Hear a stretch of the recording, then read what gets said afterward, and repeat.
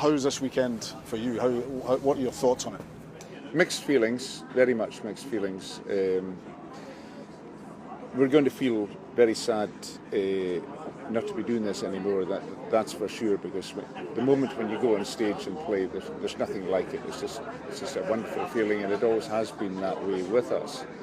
But having said that, the decision we took was one that I believe we've all taken for the right reason. It doesn't feel like it's something that's been taken away from us by an external source. We've decided, we've controlled, the agenda on it, so we're at peace with that. So we go into it in that frame of mind, hoping to entertain the crowd as we always do. But I think at the end of it, there'll be a big hole left within us, definitely. I suppose the question a lot of people might ask is why? Why not do what other bands do? Well, we've been doing it for 45 years, which is a long, long time, and I think we've all got a sense that we've probably gone as far musically as we can do within the current band lineup. The last album we recorded, The Story, felt very much like it was an end of things for us. So, taking all these things into account, we felt this was the right time for us to stop. And we didn't want to carry on and then start to get the sense we were going down a bit, and going down, and that can be a bit sad. So, to go out when we feel we're at a peak, I think we feel that is a positive thing to do. Malcolm, you came into the band for the second album, Highland Connection, and prior to that, Play Gaelic was traditional Scottish folk and traditional Scottish music, and there was a different sound in Highland Connection when you came on board. How much was that down to your influence? Oh, it's not for me to say. It was very much. Oh yes, of course. Well, I suppose, I came in initially. My first instrument was bagpipes, and then I took up the electric guitar. So I suppose that gave a fresh flavour to the sound, and I was Malcolm, without shadow of a doubt, upped the musicality factor big time. Longer here. Longer here. So when you were thinking in terms of, you say you took up the guitar, and you're a top class guitar player. When you were Callum and Rory would come to you with songs, and you wrote your own as well. But when they came to you with songs, what were you thinking in terms of what I can add here? It happened very naturally, John, to be honest. In retrospect, you can see the landmark music that Callum and Rory were producing, but at the time we didn't think we were living through anything particularly amazing. But in retrospect, it was a very historical period I'd say in Gaelic music. Rhythmically, Malcolm brought a rhythmic influence, well, aside from the guitar, because I think we were all into Led Zeppelin at the time, particularly John Bonham. So John Bonham definitely... And Jimmy Shan. And Jimmy Shan.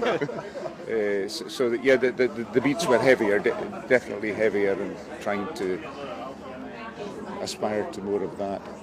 Play Gaelic was a much softer album. Yeah. It happened also naturally. We didn't sit down and say, we must do this. Manifesto or whatever. And it reflected the music that we were all listening to at that time. There's two types of music, the traditional and the rock music, so it just seemed to happen very naturally. Bruce, you came in 1997 or thereabouts. How difficult was it for somebody like yourself to come into an established band like Runrig? It was a big decision and a big challenge. Things were rocking along nicely for me in Canada, and a little known fact is that we basically, my management in Canada refused the band the first time Marlene had asked, because we didn't know who Runrig was. They were a big band in Canada, but they offered us a free trip to Glasgow. So we come over and met the guys. There was an immediate connection, especially to my homeland in Cape Breton. And so once I met them, and they felt like home to me, and I think it felt a bit like home to them. Musically, we connected immediately. The decision became much easier. I love the music. I had to sit down with EMI and discuss, because they own me globally. was I allowed to come over and play with Runrig. And Dean Cameron, who is the president of EMI, said, "I don't think it's a good idea, son, but I won't stop you." So as soon as I don't stop you, I won't stop you is all I heard. So we joined the band, and the rest is history, as you know. We dug in. It wasn't easy at first. We're playing to half-filled halls and very scaled-down production. But the core fan base locked in, and from there the circle just widened, and it grew bigger and bigger very quickly. Brian joined a couple of years later. So not a difficult decision to make, and one of the best journeys of my life. You're from Cape Breton, as you said, and there is a kind of Gaelic influence way back there. Did that help, or did you find the whole Gaelic thing a challenge when you started performing? I confession time. I still just learn the Gaelic phonetically, so I don't know what I'm singing half the times, and I sing the choruses. But it's Rory's first tongue, and he's a wonderful singer, so I'm covered off there, no problem with the Gaelic in the band. So, but the connection was there as well. I mean, there is a Gaelic college in Cape Breton. There's pipe and drum bands everywhere you go. There's a Highland Games. And I've been involved in all of that growing up through my whole life. So the connection was there, and certainly the connection to Gaelic and to Scotland. Nova Scotia is New Scotland. That entire family connection was certainly helpful in my decision. Brian, you were another new member of the band. What was your kind of, for want of a better word, your brief? What were you charged? Well, I just remember when I joined the band, I didn't know it was a band I was kind of auditioning for. It was kind of all under wraps. I was just told it's a band that plays Runrig. And I was like, right, okay. And I was in about 7 bands at the time, so I was like, fine, another band. And I think it was the day before the audition I found out, because I spoke to the guy who I was liaising with, and he said, no, it's actually the band. I thought it was a cover band. I thought it was a cover band, yeah. I even asked Marlene, the manager, I was like, is Runrig all the play? And she was like, yes, of course. I was like, all right, okay.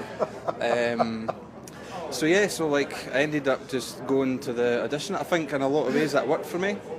Always been a worrier. If I knew that, I probably would have stressed out, and I remember the chemistry straight away when we went in. It was just amazing. I never gave it that much thought, I guess, and that kind of worked for me, I think. And what does tomorrow night mean for you both? Everything. I mean, I've done a lot of looking back. When I joined the band, I was 20, 30, coming up 38 now, so it's kind of a weird part of my life to kind of move on and do something else, but it's exciting from that point of view, a kind of fresh start, but at the same time I kind of feel like I'm losing my family as well, so they're great guys and amazing music, so yeah, feeling lots of different feelings, I think. I'm excited. I'm ready. I think we're ready. There had to come a time when we wanted to finish strong. We wanted to finish with some relevance in the music scene and pull the crowds that we knew we could, and not go out like a sinking ship coming into the harbour. And I think we've achieved everything we've wanted to musically. So I'm just really, really excited to get out and put on a show of a lifetime. The Deputy First Minister there paid tribute to what you had done to traditional Scottish music, for Gaelic and for Scotland itself. That's quite an accolade. How do you feel about that? Oh my goodness, yeah, very generous, kind words. I don't know, I mean, all you can feel is humbled by it all, really, and it's hard for us, I guess. What we've always done from day one is produce music, and whatever we've done or whatever influence is through the medium of the music, the song. And if there was ever any political attachment, cultural attachment, we are, of course, very aware of that and proud to be associated. But anything that's been achieved, whether it has or not, has been done through the power of music. We never wanted to be a pressure group or a political organisation. No. The power and strength of art is stronger, and that's the vehicle. But of course, the political thing was reflected in the band's journey, the band's own journey. Donny Munro departing, and Pete Wishart, a former member now, yes. an MP. So is it hard to move away from the politics? We've never, apart from Peter and Donny individually, we've never seen ourselves as a political band or with a political cause. We didn't view it that way. As Callum just mentioned there, it's always been about the music. The music has been the purest part of what we've been about, and politics.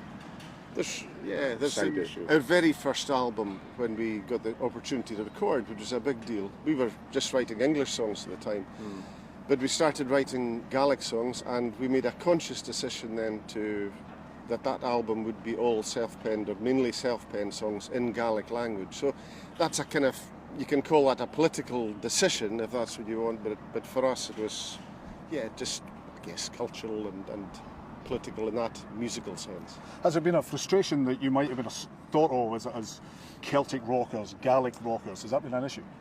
There's been lots of issues. The band have been perceived and commentated on in positive and negative ways through the years, and I think there's a lot of commentators. I think we can say that haven't quite grasped maybe the essence of the band.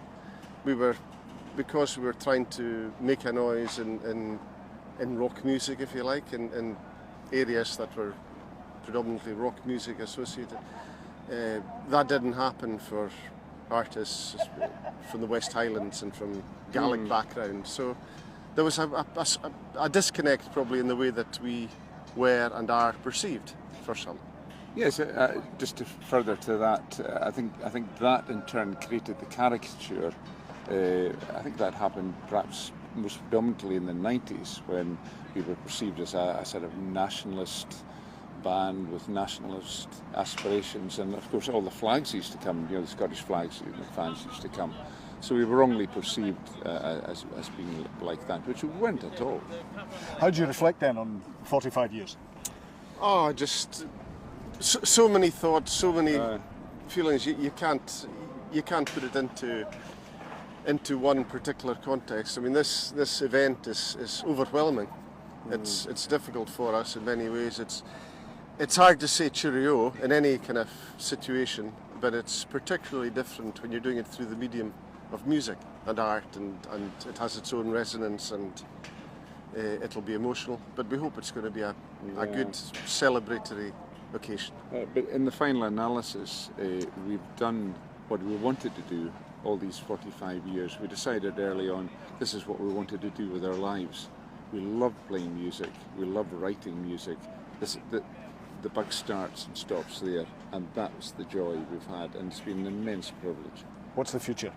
The future, well, obviously it's the end of the live part of the band, but there are a few projects in the pipeline that we're going to work on. And in the immediate future, there's a documentary being worked on at the moment, so that will take up much of this year and probably into next year. And the film obviously that shot up at this concert. So, and there's other projects coming up. And Callum and I, of course, will continue writing as we always have done. So retirement is definitely not on the agenda. No, I guess I know for everybody in the band, stopping music in whatever way they indulge in music is not an option. You couldn't. I know Rory and I don't think we could stop writing songs. Right?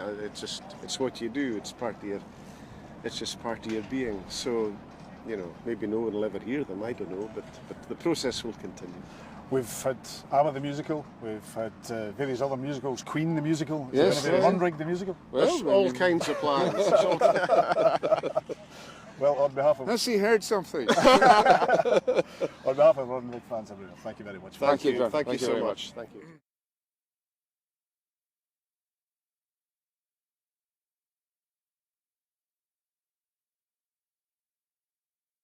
Rory and I don't think we could stop writing songs. Right? It's what you do. It's just part of your being. So, maybe no one will ever hear them. I don't know, but the process will continue. We've had ABBA the musical. We've had various other musicals. Queen the musical. Yes. Runrig the musical. There's all kinds of plans.